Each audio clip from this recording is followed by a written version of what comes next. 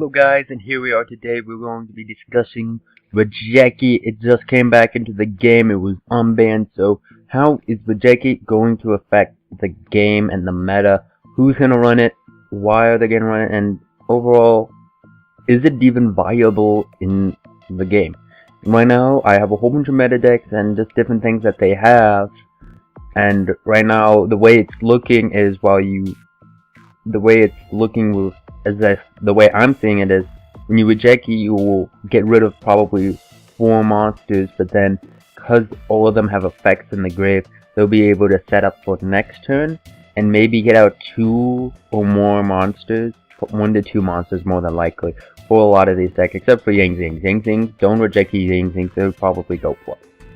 And the Nebs didn't, Satella Knights are probably the best, because either they have to give up 1 monster, or they have to pretty much just get rid of their board, because the Satella Knights are pretty much the only deck that doesn't gain anything off of being Raigeki, unless they have Delta Rose, in which case they could then use this effect to special summon one from the deck. Yet, otherwise, like Clifford, if you Raigeki them, they'll just go to Pound the X deck and then come back next turn, unless there's Killer will be like, yeah, I'm not being Raigeki. So the way I'm seeing it is, you'll get rid of monsters, and that's the key part.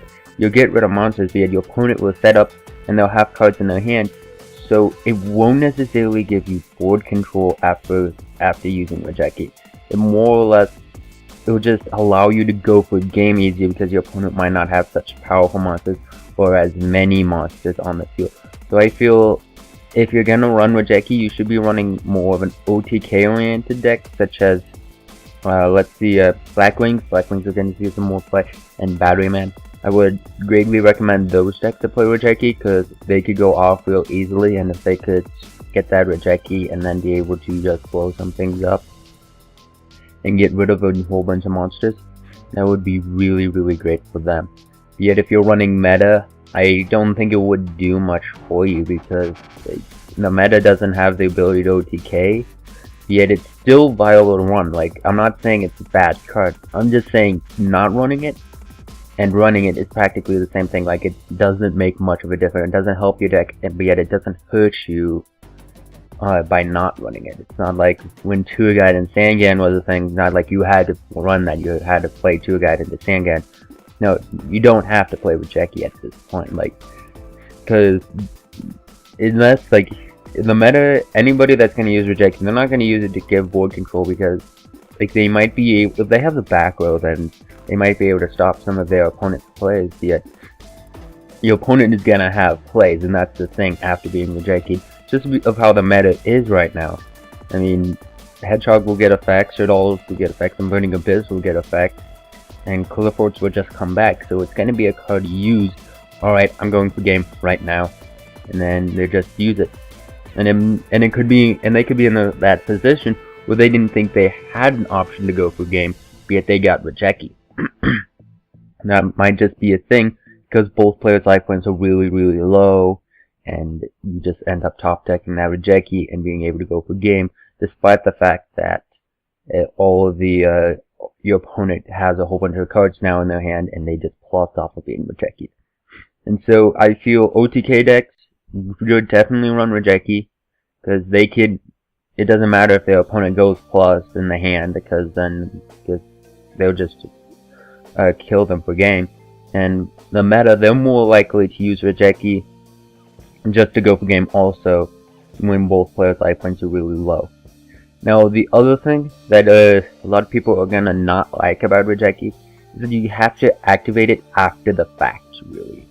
You have to decide, okay, my opponent just made a really good play, yeah, I'm going to Raigeki them, instead of being able to do that torrential or just any other play to stop them right then and there. And so that's what a lot of people aren't gonna like about Raigeki, is that it is slow. Raigeki is just as slow as Dark Hole, and Dark Hole didn't see a lot of play, and pretty much you could have used Dark Hole the same way I've been talking about Raigeki, where you use it to go for game, just by blowing up your opponent's field while you don't have that many monsters and just summoning everything and trying to attack. Yet Raigeki, it is slow. Like, I originally was running Raigeki once they came out, and I was testing it, and I didn't get to use it that often. I only probably used it twice, yet it was still slow, and I just decided that I'd rather have Torrential, so I just took it out for a Torrential.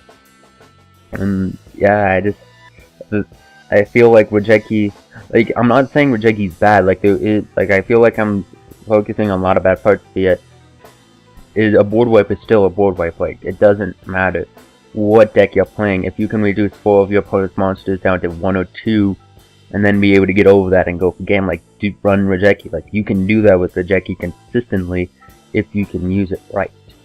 Yet, if you're thinking Raigeki will be that card where it's like overall board control, no. They would have had to give Harpy's Feather Duster. They would have had to get that back. That would have changed board control. That would have just been a 1-card board control change, pretty much. So, yeah, Raigeki, it's not. Raigeki just blows up the monster, so it's not going to be for board control. It's going to be for game, but it's still going to be slow. It's going to be very slow. So some people, they might be sitting on it forever, going, when am I going to use this? My opponent's made these plays, yet I don't think they're good enough. When you could have used with a Torrential, stop their plays a little bit earlier. And so, yeah, tell me what you guys think. Are you guys going to run Raigeki? I don't think I'm gonna run Raigeki in my Shaddoll build. No. I'd rather just activate Torrential and stop their play right then and there than going afterwards and activating it or saving it until I feel like I can go for game. That's just how I feel right now. Tell me how you guys feel and what decks do you really want to see Raigeki'd. Now that it's back, I'd really like to see the Talon Knights be Raigeki. I really hate the Talon Knights. But, and I feel like the Talon Knights are the worst victim here, because Raigeki kind of hurts them a lot. But,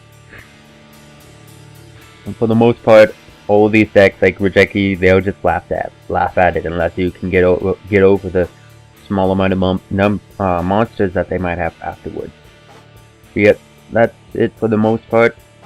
Don't forget to check out the annotations. I'll be over here, and the links will be in the description that can help you get these Raigekis really easily and really cheaply.